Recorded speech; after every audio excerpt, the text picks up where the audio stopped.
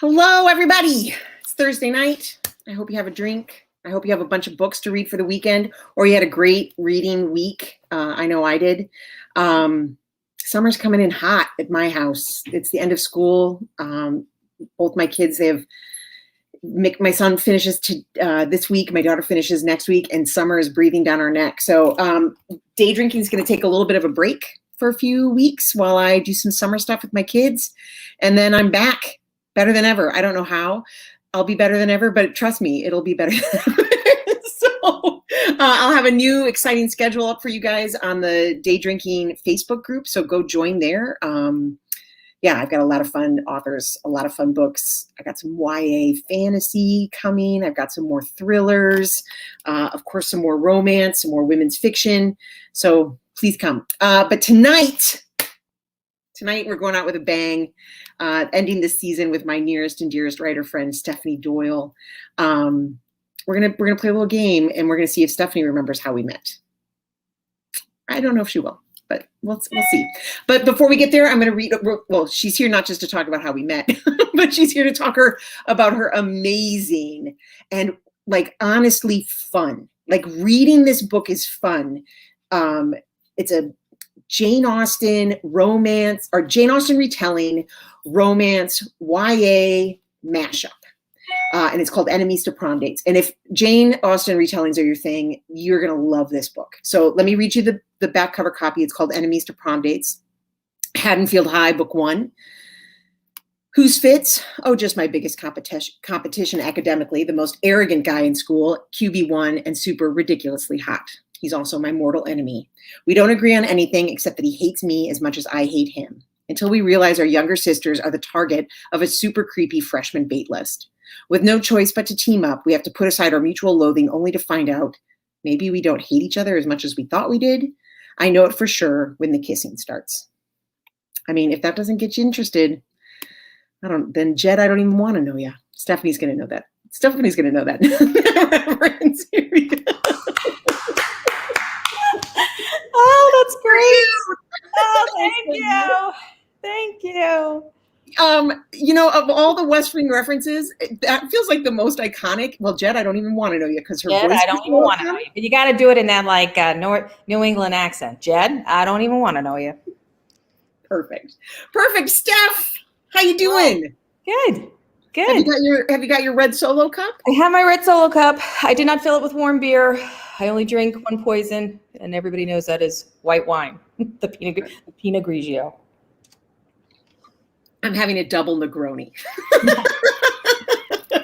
Steph, did you drink, is this truly a thing out of your high school years, is red Solo cups and Yes.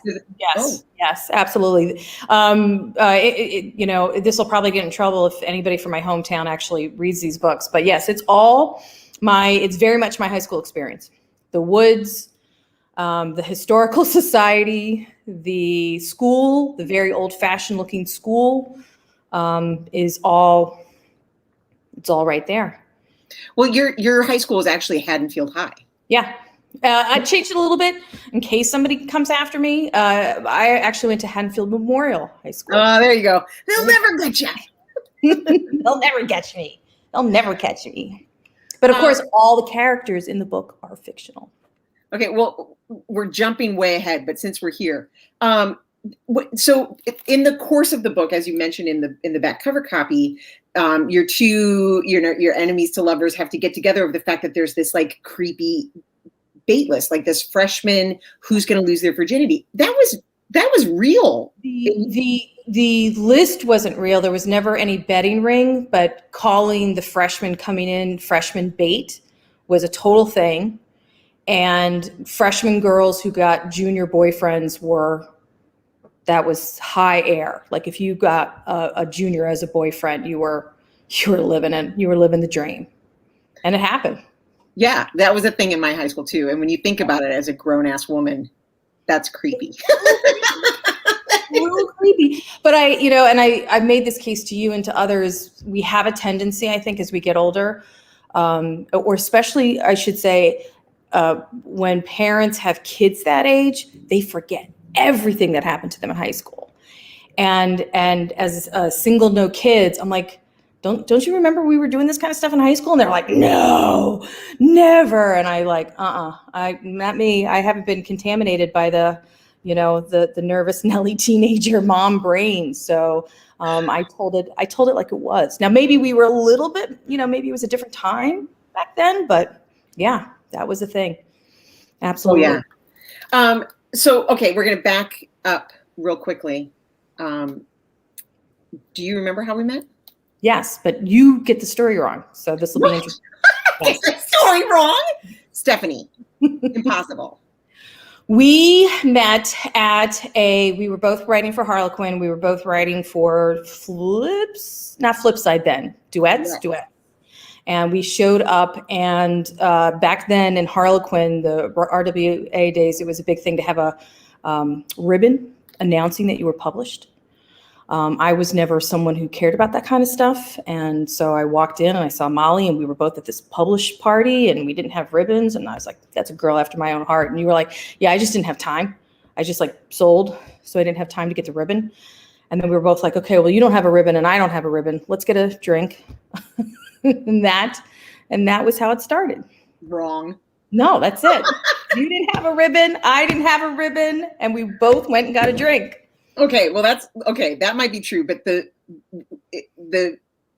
all the publishers at this conference do a spotlight, and so our series, which at the time was Duets, had a spotlight, and the really popular, so readers could come in, fans could come in, people who wanted to write for the group, and then the authors, and of course Harlequin staff.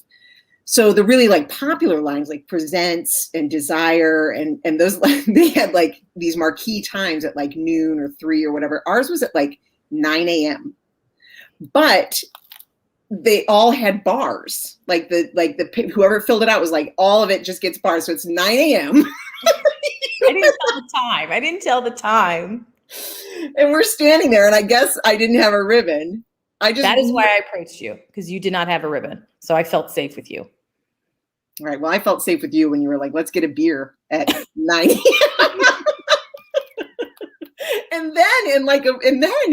So the main editor, the executive editor, do you remember this part? Birgit Davis Todd?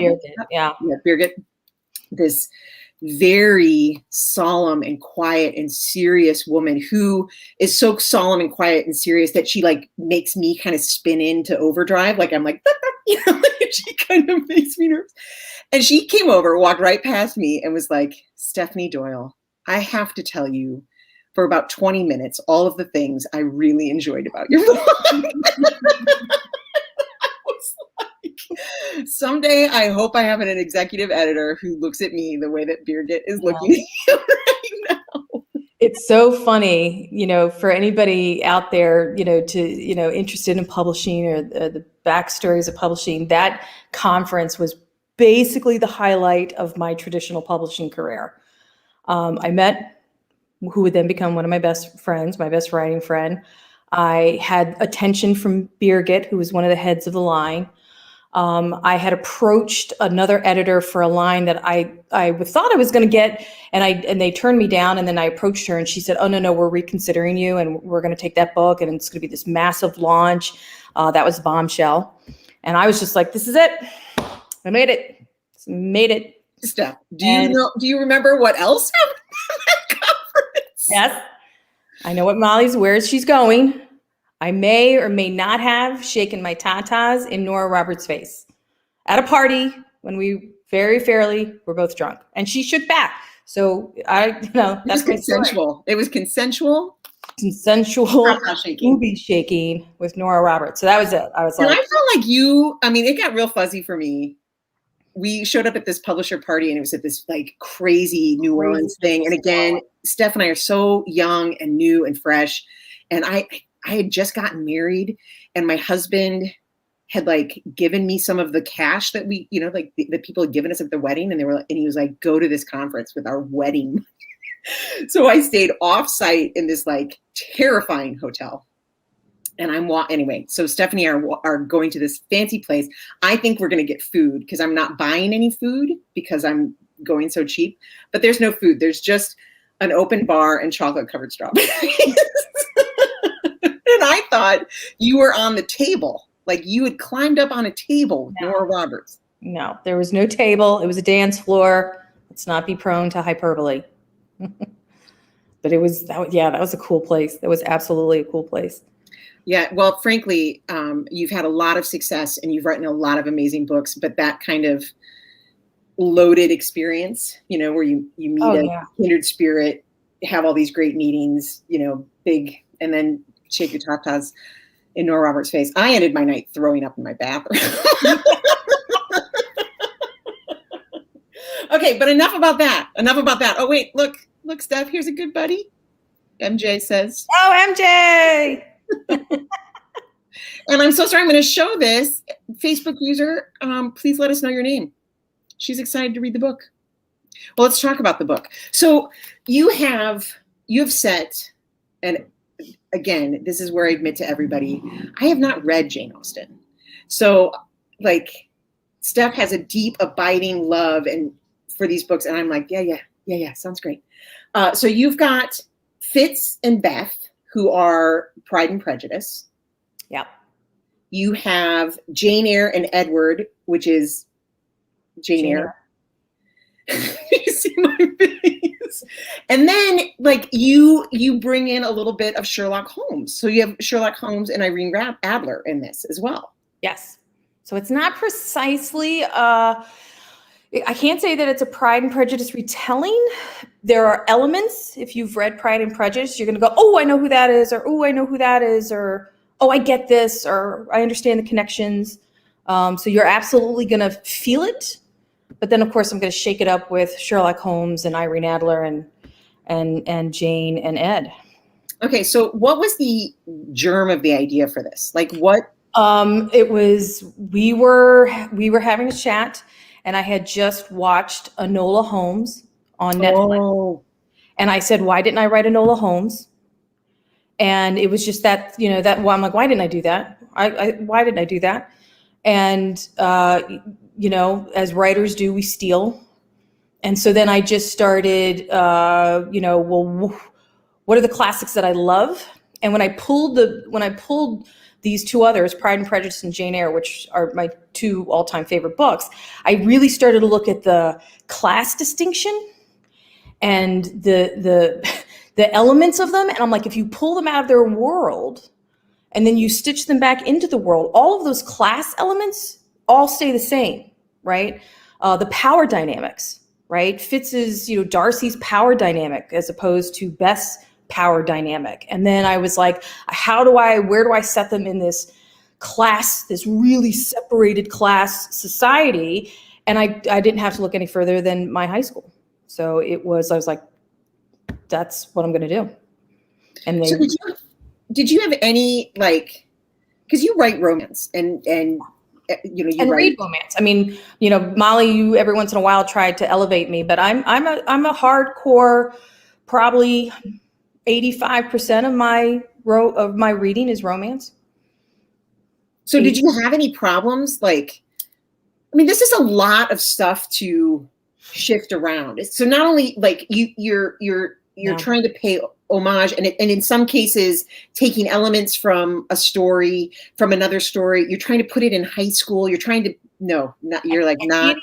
I can't even tell you how, and this is going to sound smug, but I can't tell you how easy it is. Okay. So, and again, without giving away a lot, there's a subplot with Ed Rochester and his crazy girlfriend. And people ask me all this time, do I have to have read Jane Eyre? Do I have to have read Pride and Prejudice? And absolutely not. You probably know of Sherlock Holmes, so you probably have a sense of who that guy's going to be or do. But I was amazed that I could pull these threads out and just easily tie them into these high school-like circumstances. And then I would sit and I'd be like, oh, I'm stuck on a plot. Like, what's going to happen now? And then I'd be like, well, what did they do? And that was really helpful to do that. They went to a ball. Really helpful. Molly knows the story, but I'm writing the current book, which is Sherlock Holmes's book, and I was taking a master class with Aaron Sorkin. And, he's just kind of spelling things out. And I was really stuck and I didn't know what to do. And he's like, look, if you're writing a Sherlock Holmes book, X, Y, and Z has to happen. And I was like, oh, right. Just keep it simple. Just write to what people expect those types of books to be. So again, if you love Pride and Prejudice, you're going to find a whole ton of Easter eggs. If you have never read Pride and Prejudice, you are going to read hopefully a fun, bantery, enemies to lovers story set in high school. We call it YA because it's high school, and I know we have to play by the rules, but I want to be super, super clear. There's mature content. There's mature language. I tell everybody that up front. I don't shy away from my romance self. It's not as explicit as some of the other stuff that you've written. No. It's certainly, when I approach any sex scene, the sex scene has to be about what the characters are doing and what they're going through at that moment. So I'm in the head of two 17-year-olds. So it's not any more explicit, raunchy, crazy. It's what I consider to be true to my high school experience. Yeah, they're very in the two that I've read, they're very tender and they're very nervous. Yeah. Which is exactly right. So, okay, so I have two questions because I feel like this book has hit a certain like zeitgeist sort of situation, which is Jane Austen retellings popular. High school set romances that adult women read popular. Why are those two things popular? What do you think? With Jane Austen, I think there's something in the familiar and something in the otherworldly. I think it's the idea that you can take, the timelessness of it, I guess, other timelessness of it. Like, how cool is it that this woman who was writing in the 1800s, and don't make me quote dates because they're probably not early 1800s, I'm sure, is telling stories that can be reshaped and refashioned and retold a century, 2 centuries later, and they're still really relevant, Yeah.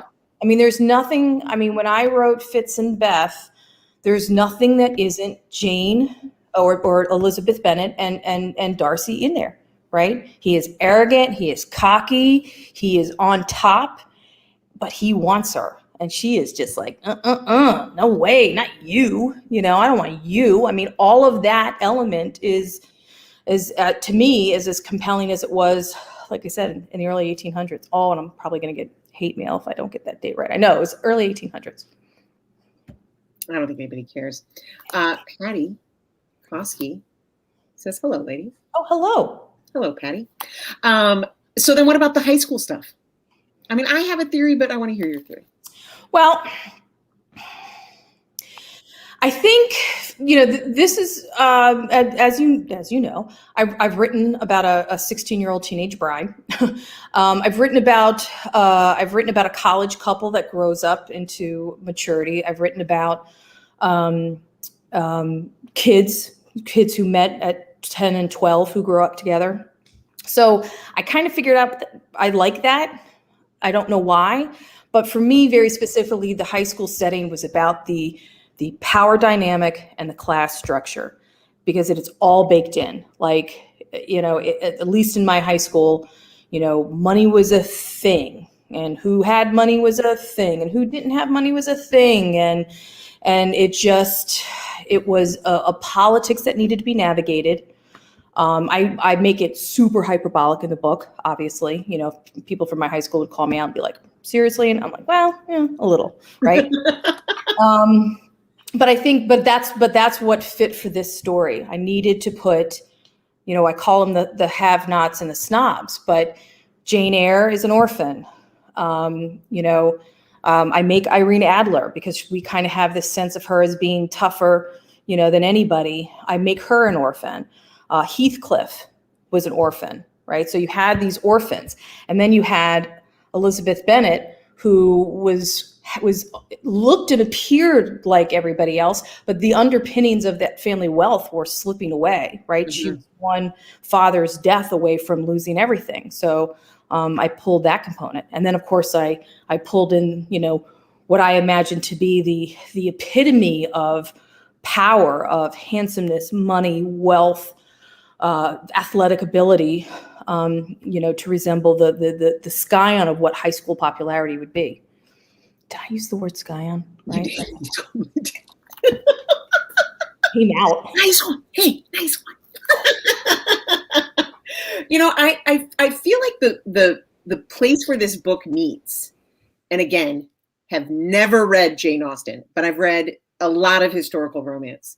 And I think the place where this historical romance and the teenage high school thing, where your book walks that super line, is that it's a place and a setting where the external conflict feels as important and vital and life or death as the internal conflict. Like when you're in high school, nothing is more important than being in love or being attracted to somebody or someone being attracted to you. And the Jane Austen of it all is you have to marry well or everybody's ruined. Right. So it for whatever reason. And again, you walk this line so well of like, these things are super important. This is the external conflict. And now we're going to give you this really satisfying, like romantic feeling. Like it's hopefully. Well, I think you've done it. And it's funny too.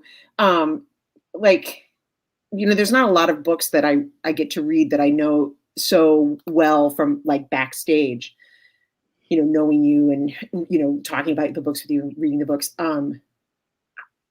This book is really fun to read. Everybody out there who hasn't read it, like it is fun to read.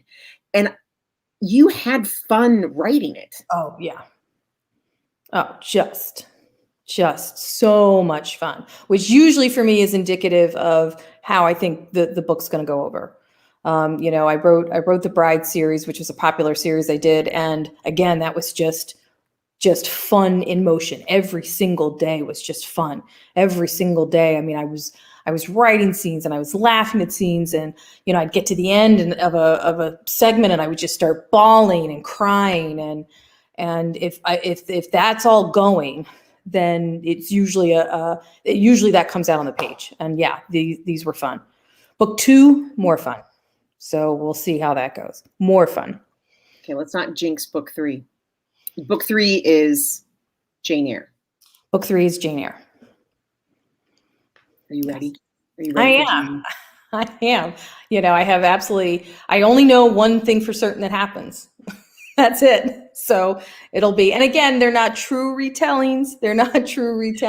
Does he go blind? Huh? Is he blinded at the end? I'm not telling anything.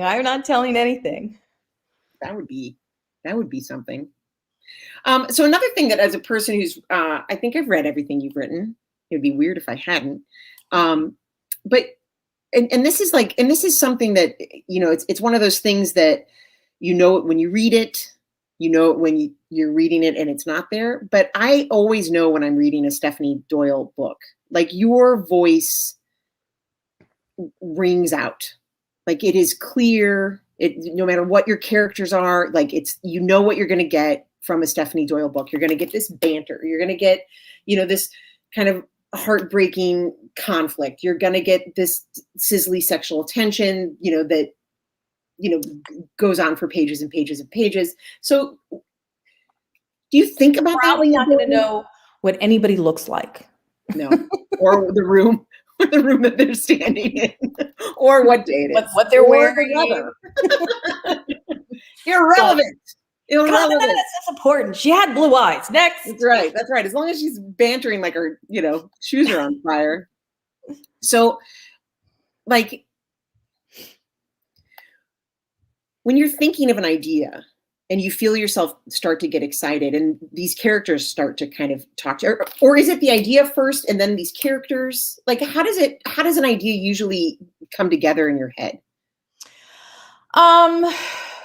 That is a good question. I would say it used to I used to describe it when people were like, oh, how do you come up with this stuff? I used to describe it as movie trailer clips, right? So you have this like voiceover, back in the day, bump, bump. And then I would just see snippets of scenes. So not a cohesive picture, but just maybe snippets of scenes throughout the movie that would kind of be like, ooh, yeah. And then if I pull this and I pull this. So it's usually, I can't say that it's always plot driven. I can tell you, remember, you'll remember I happened to go on a long walk and I had an idea in my head and I needed, I was on a book contract and I walked around the 5K park and you called and you're like, what are you doing? And I'm like, I just wrote a book in my head. I just right there, just wrote a book in my head. So sometimes it's fast and easy. Sometimes it's snippets that you got to work through. Sometimes it's like, I want to do something very intentional. I want to turn a trope on its head. I want to take a secret baby book and make it something else. Or I want to take a, friends to lovers book and make it something else. Sometimes I just read something that's really good and I'm like, yeah, I'm going to steal that. How do I steal that? How do I steal that dynamic? I am desperate, and it hasn't come to me yet. But if anybody's seen the second season of Fleabag, I'm like, I'm going to steal that. I'm going to steal it. Don't know how. Going to. Andy J. Christopher's got a book coming out this summer called "Not the Kind You Marry." Got that wrong, but it's a priest. She's like, if you want Fleabag to have a happy ending, read this. Yeah, I don't need it to be a priest, but I definitely need that. And that feeling that our heroine, looks to the side and looks at us and says, is this happening? I want that. So sometimes sometimes it's just stuff like that you're like, let's try this. This will be fun. And then sometimes it's just, why didn't I write a Noel Hughes, a Noel Holmes? It's true. You could have. So this book, so far you have 3 stories. Yes. But this is a world begging for more stories. Like, yes. Who else do you imagine being able to bring in? If it's successful, and I know sometimes that's annoying to readers, but we do have to sell the books and know that they're liked and know that people want to read them in order for us to keep going.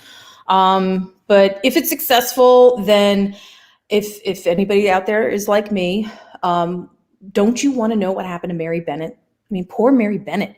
It was like, oh, there's Jane, and then there's Lizzie, and then there's Kitty and Lydia, and we know how they turned out. But then there was just Mary. And she just sat in the middle, and, I paint her as kind of quite forgotten. And so then I was like, well, who would I hook up Mary with? Because, again, I have to kind of stick with that orphan, class structure. Oh, is that what that's like, wow, that's all right. Good luck. That's tough. That is maybe Mary Bennett and Oliver Twist find themselves. So that wouldn't be a retelling of anything. That would certainly be a branch off. But yes, if that's, I would love to play with that because Oliver Twist brings in Fagin and, all of that crime element. And, it just kind of, lends itself to the whole universe of what I'm trying to do. So it does. It kicks open a door a bit. Yeah. Oh, man. That's good fun. Yeah, but that's a ways away. We have to finish book 2, write book 3, and then see how it goes. See what people think. Okay, so book 1 is out. Enemies to Prom Dates is out. Scandal in Homeroom releases September 9th. So clever. Yes. Weirdly, there's no homeroom. Oh, they're in chemistry. Yes.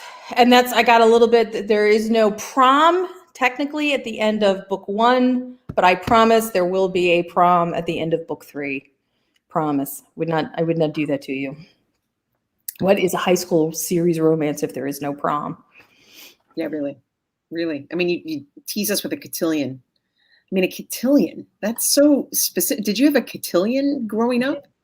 We did. If there was a way to isolate further, like prom, everybody got to go to prom, but you had to have a special invite to go to the cotillion. So only the very special people got to go. Yeah. What jerks. Yeah. Did you go to the cotillion? No, I did never reach that ethosphere of popularity that I would go to the cotillion. Yikes. Sounds scary. A little bit. It was a little bit intimidating, but like I said, I feel bad. I don't want to knock my high school. It's great. High school, no. It's great education. One of the top ranked in New Jersey, but yes. it's funny. My daughter is rewatching Vampire Diaries for like the 800th time. And there's every 3 episodes, there's like a historical society dance. And again, you thread that needle too, right? Like the teenagers are such a specific part of this community. Like it really is. It is. Yeah. And that was part of, I mean, I should preface that. Everybody's like, well, what is this town? Haddonfield was founded in 1692 by a woman named Elizabeth Haddon. And she basically had a charter for the town, married a man to help her run the farm. So it has a old inn where George Washington had stayed one night. It is a stop on the Underground Railroad, if I remember field history correctly. So it's not without a lot of baked in richness of that history. For sure. Yeah. I have no idea. Yeah. Well, I can't wait for more.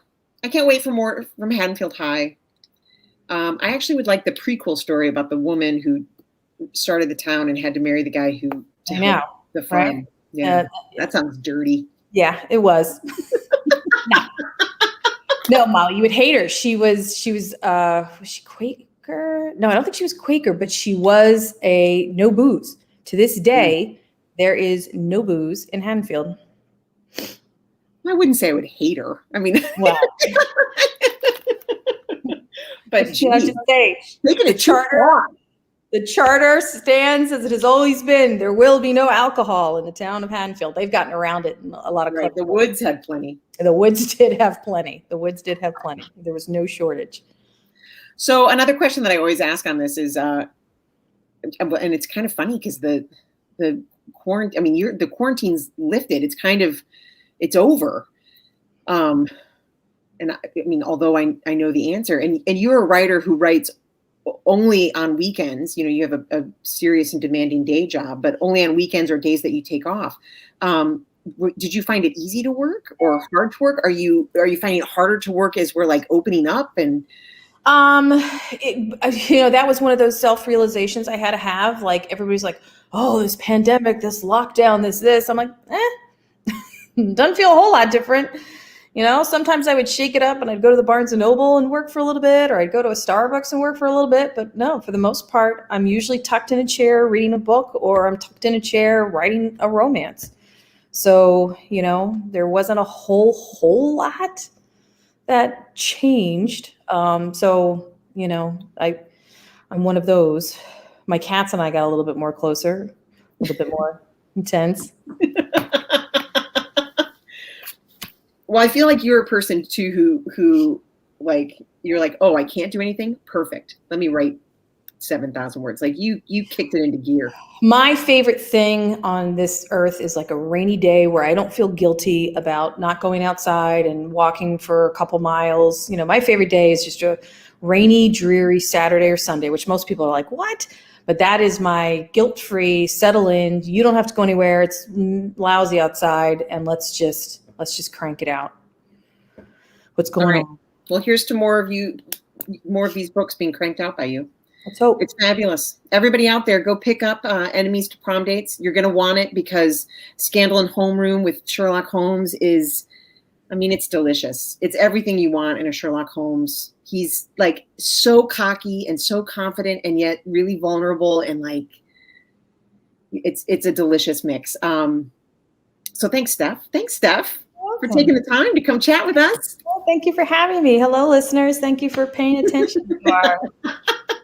Everybody out there, I know the world's opening up. Please go get vaccinated if you haven't already, and have a drink and read a book. Good night, guys.